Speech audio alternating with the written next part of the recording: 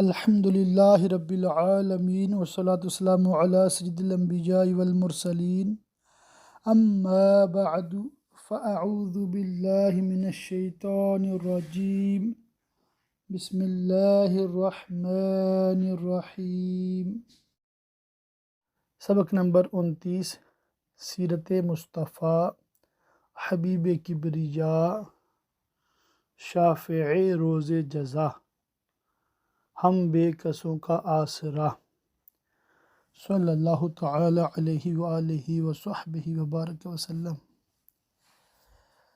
اس میں ہم نے پچھلے سبق میں فتح خیبر اور اس سے متعلقہ مسائل پڑھے تھے، سنے تھے۔ آج انشاءاللہ تعالی اسی کا بقیہ حصہ مزید پڑھیں گے، صفحہ نمبر 391 سے 391 سے۔ توجہ کے ساتھ سماعت کرنے والے اس کی خوب برکتیں پائیں گے انشاءاللہ تعالی۔ خیبر کا انتظام۔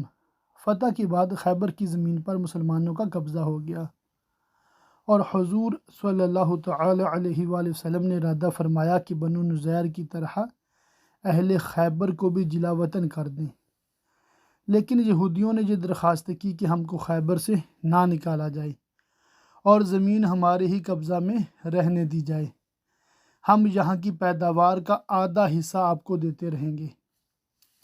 حضور صلی اللہ تعالی علیہ وسلم نے ان کی یہ درخواست منظور فرما لی۔ چنانچہ جب کھجوریں پک جاتی اور غلہ تیار ہو جاتا تو حضور صلی اللہ تعالی علیہ وآلہ وسلم حضرت عبداللہ بن رواحہ رضی اللہ تعالیٰ عنہ کو خیبر بھیج دیتے۔ وہ کھجوروں اور اناجوں کو 2 برابر حصوں میں تقسیم کر دیتے اور یہودیوں سے فرماتے کہ اس میں سے جو حصہ تم کو پسند ہو وہ لے لو۔ یہودی اس عدل پر حیران ہو کر کہتے تھے کہ زمین و آسمان ایسے ہی عدل سے قائم ہیں۔ سبحان اللہ، کیا شان تھی مسلمانوں کی۔ حضرت عبداللہ بن عمر رضی اللہ تعالیٰ عنہما کا بیان ہے کہ خیبر فتح ہو جانے کے بعد یہودیوں سے حضور نے اس طور پر صلح فرمائی کہ یہودی اپنا سونا چاندی ہتھیار سب مسلمانوں کے سپرد کر دیں، اور جانوروں پر جو کچھ لدا ہوا ہے وہ یہودی اپنے پاس ہی رکھیں، مگر شرط یہ ہے کہ یہودی کوئی چیز مسلمانوں سے نہ چھپائیں۔ مگر اس شرط کو قبول کر لینے کے باوجود حی بن اخطب کا وہ چرمی تھیلا یہودیوں نے غائب کر دیا جس میں بنو نذیر سے جلا وطنی کے وقت وہ سونا چاندی بھر کر لایا تھا۔ جب یہودیوں سے پوچھ گچھ کی گئی تو وہ جھوٹ بولے اور کہا کہ وہ ساری رقم لڑائیوں میں خرچ ہو گئی، لیکن اللہ تعالیٰ نے بذریعہ وحی اپنے رسول صلی اللہ تعالی علیہ وآلہ وسلم کو بتا دیا کہ وہ تھیلا کہاں ہے۔ چنانچہ مسلمانوں نے اس تھیلے کو برآمد کر لیا۔ اس کے بعد چونکہ کنانہ بن ابی الحقیق نے حضرت محمود بن مسلمہ کو چھت سے پتھر گرا کر قتل کر دیا تھا، اس لیے حضور صلی اللہ تعالی علیہ وآلہ وسلم نے اس کو قصاص میں قتل کرا دیا اور اس کی عورتوں کو قیدی بنا لیا۔ حضرت صفیہ کا نکاح۔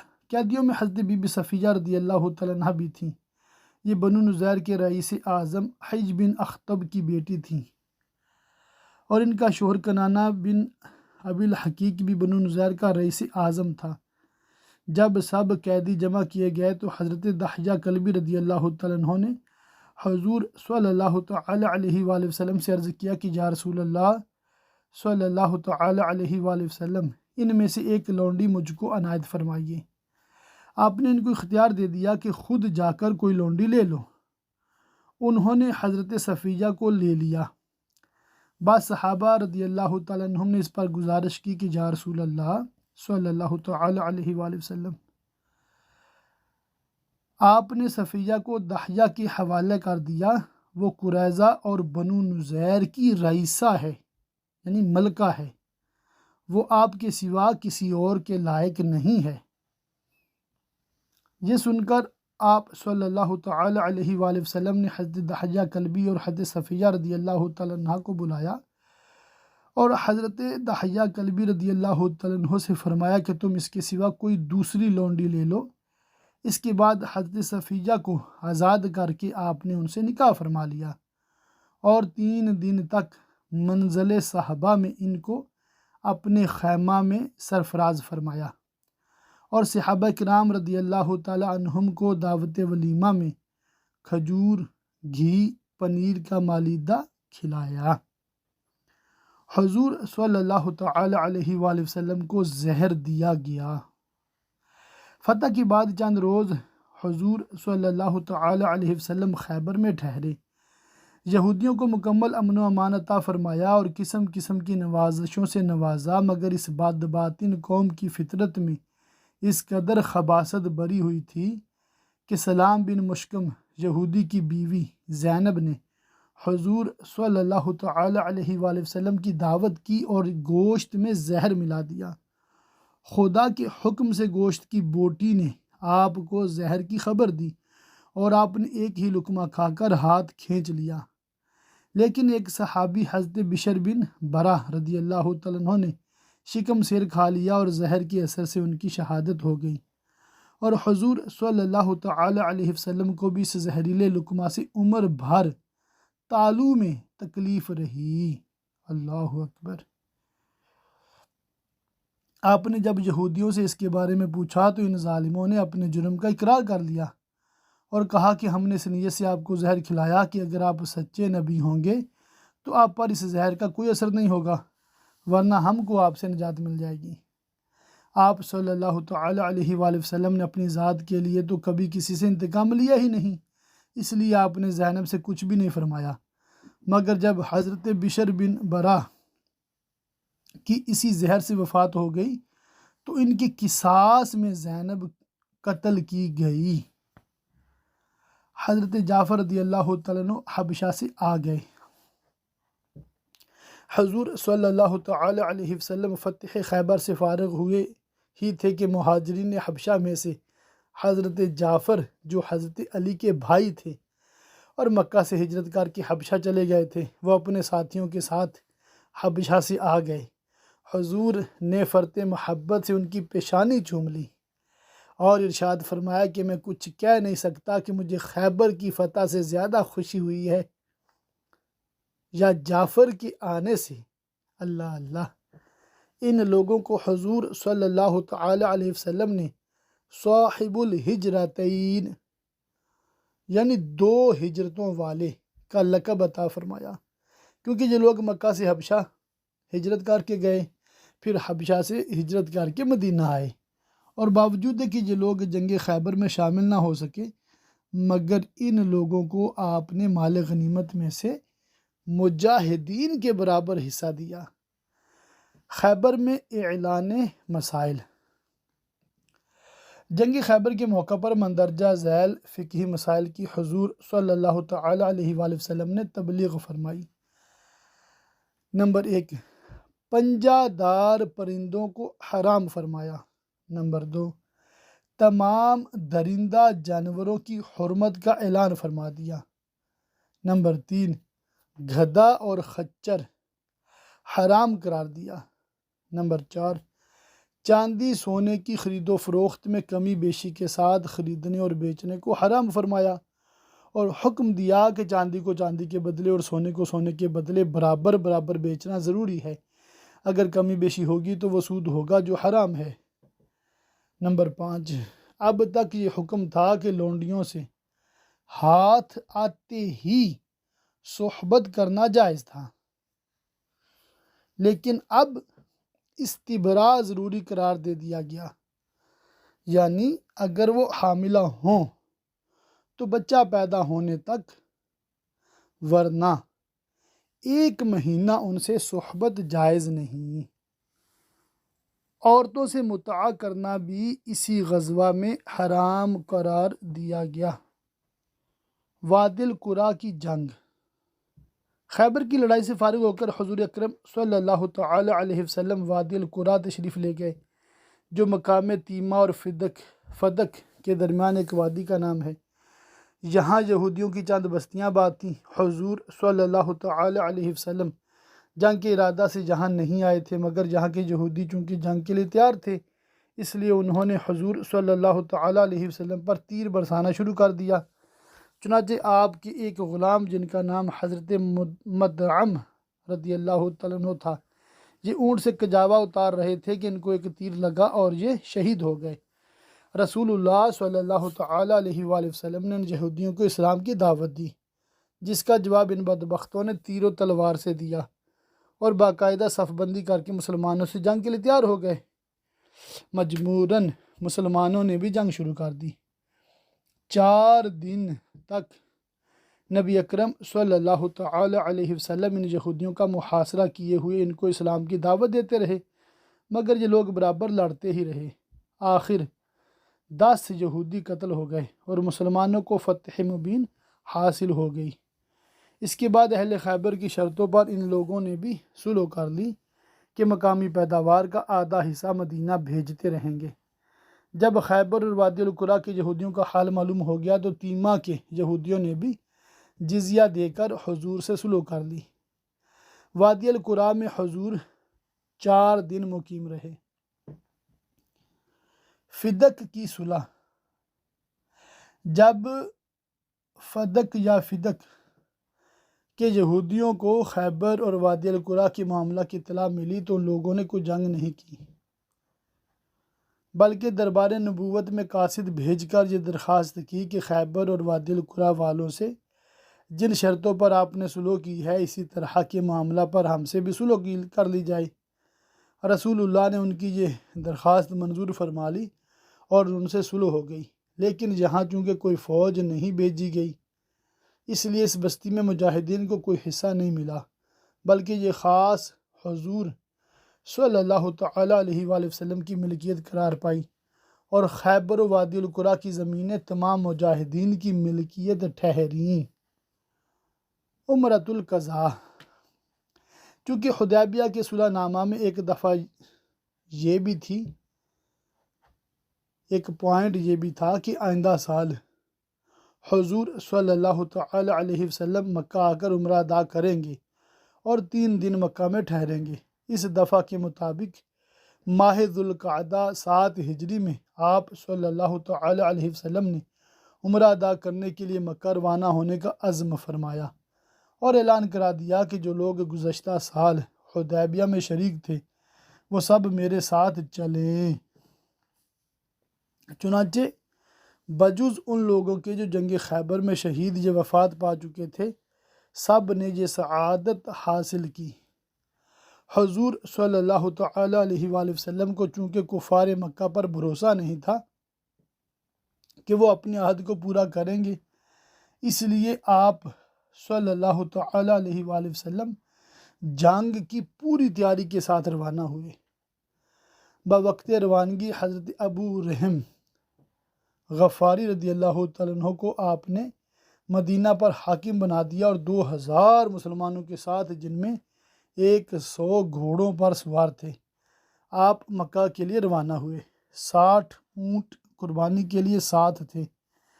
جب کفار مکہ کو خبر لگی کہ حضور ہتھیاروں اور سامان جنگ کے ساتھ مکہ آ رہے ہیں تو وہ بہت گھبرائے اور انہوں نے چند آدمیوں کو صورتحال کی تحقیقات کے لیے مرء الظہران تک بھیجا۔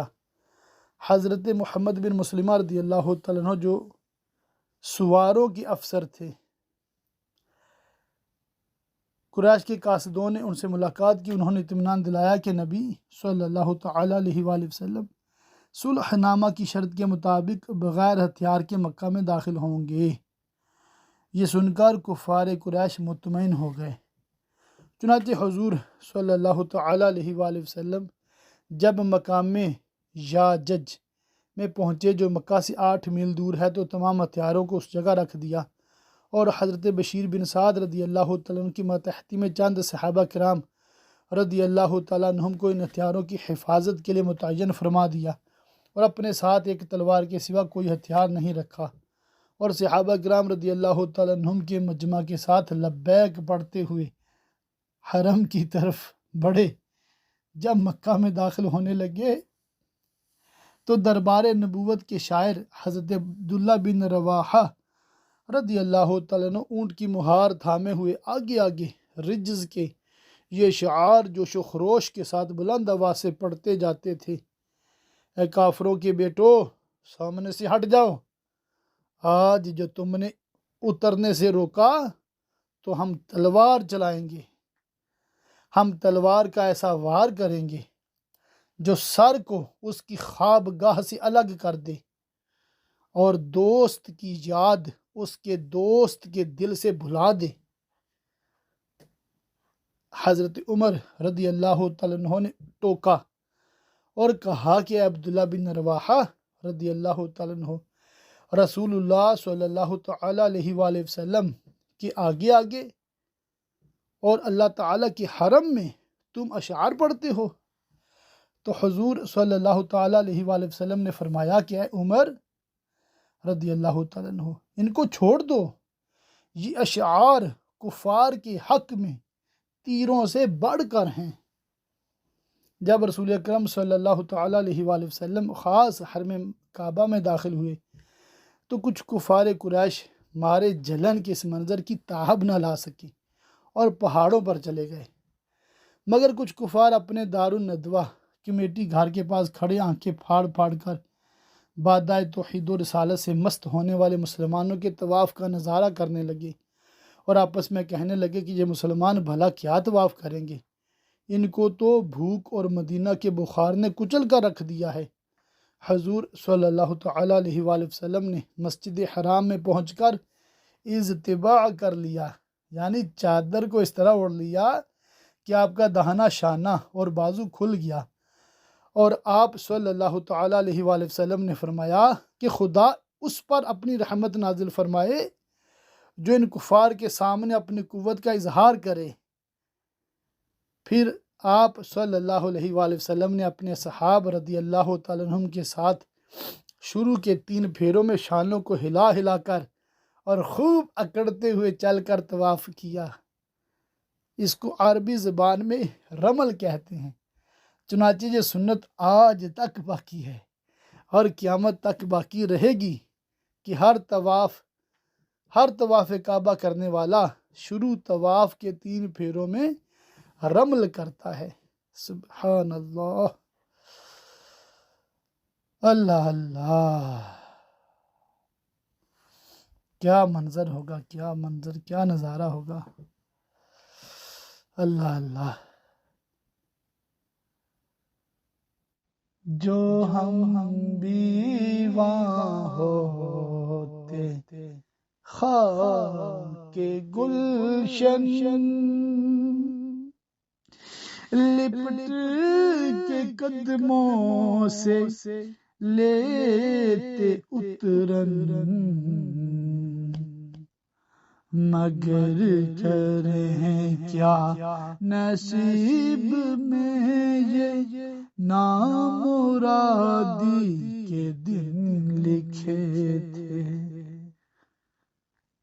واہ واہ، سبحان اللہ، صلی اللہ تعالی علیہ وآلہ وصحبہ وبارک وسلم۔ کسی نے کہا ہے نا، ایک سمت عمر ایک سمت علی سے دیکھ ادھر عثمان ادھر، ان جگمگ جگمگ تاروں میں مہتاب کا عالم کیا ہوگا۔ سبحان اللہ، سبحان اللہ، سبحان اللہ، سبحان اللہ۔ حضرت حمزہ رضی اللہ تعالیٰ عنہ کی صاحبزادی 3 دن کے بعد کفار مکہ کے چند سردار حضرت علی رضی اللہ تعالیٰ عنہ کے پاس آئے اور کہا کہ شرط پوری ہو چکی، اب آپ لوگ مکہ سے نکل جائیں۔ حضرت علی رضی اللہ تعالیٰ عنہ نے بارگاہ نبوت میں کفار کا پیغام سنایا تو آپ صلی اللہ تعالی علیہ وآلہ وسلم اسی وقت مکہ سے روانہ ہو گئے۔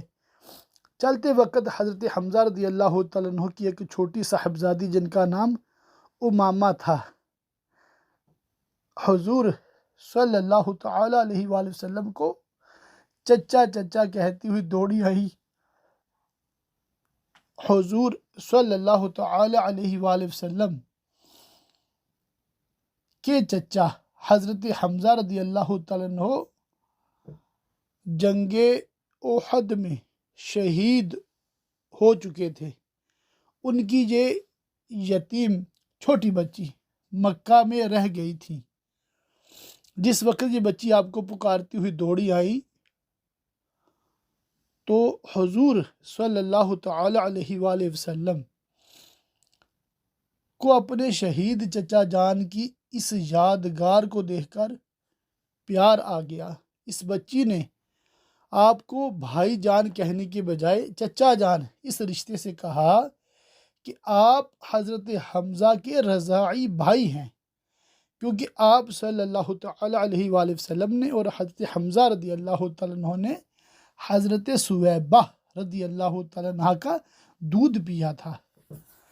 جب یہ صاحبزادی قریب آئیں تو حضرت علی نے آگے بڑھ کر ان کو اپنی گود میں اٹھا لیا، لیکن ان کی پرورش کے لیے 3 دعوے دار کھڑے ہو گئے۔ حضرت علی نے یہ کہا کہ یا رسول اللہ، یہ میری چچا زاد بہن ہے اور میں نے اس کو سب سے پہلے اپنی گود میں اٹھا لیا ہے، اس لیے مجھ کو اس کی پرورش کا حق ملنا چاہیے۔ حضرت جعفر رضی اللہ تعالیٰ عنہ نے یہ گزارش کی کہ یا رسول اللہ صلی اللہ تعالیٰ علیہ وآلہ وسلم، یہ میری چچا زاد بہن بھی ہے اور اس کی خالہ میری بیوی ہے، اس لیے اس کی پرورش کا میں حقدار ہوں۔ حضرت زید بن حارثہ رضی اللہ تعالیٰ عنہ نے عرض کیا کہ یا رسول اللہ صلی اللہ تعالیٰ علیہ وآلہ وسلم، یہ میرے دینی بھائی حضرت حمزہ رضی اللہ تعالیٰ عنہ کی لڑکی ہے، اس لیے میں اس کی پرورش کروں گا۔ تینوں صاحبوں کا بیان سن کر حضور صلی اللہ علیہ وآلہ وسلم نے یہ فیصلہ فرمایا کہ خالہ ماں کی طرح ہوتی ہے، لہٰذا یہ لڑکی حضرت جعفر رضی اللہ تعالیٰ عنہ کی پرورش میں رہے گی۔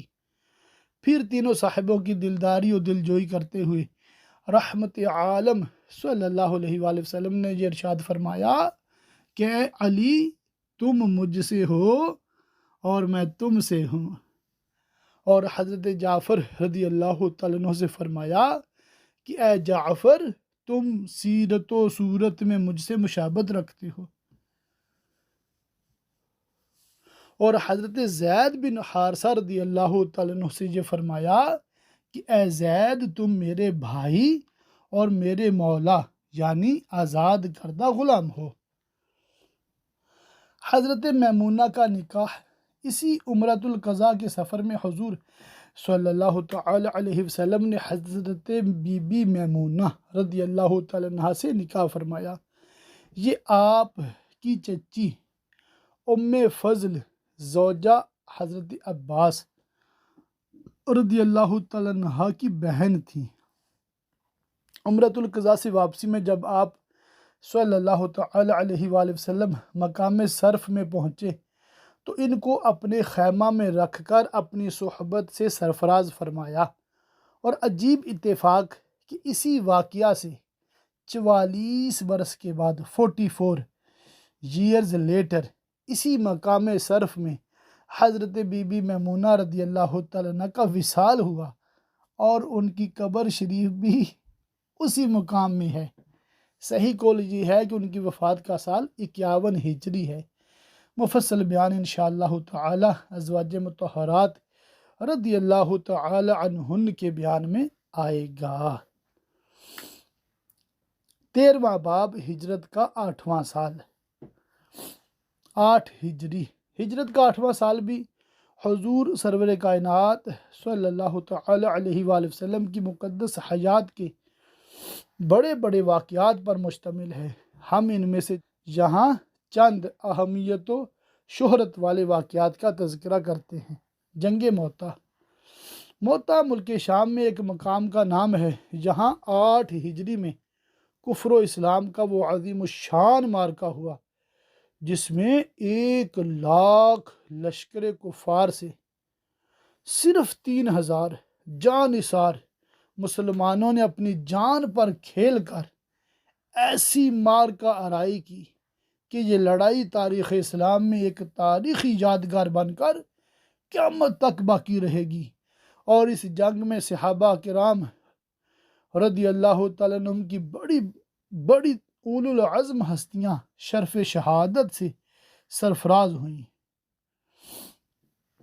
اس جنگ کا سبب یہ ہوا کہ حضور اقدس صلی اللہ علیہ وآلہ وسلم نے بصرہ کے بادشاہ یا کیسر روم کے نام ایک خط لکھ کر حضرت حارث بن عمیر رضی اللہ تعالیٰ عنہ کے ذریعہ روانہ فرمایا۔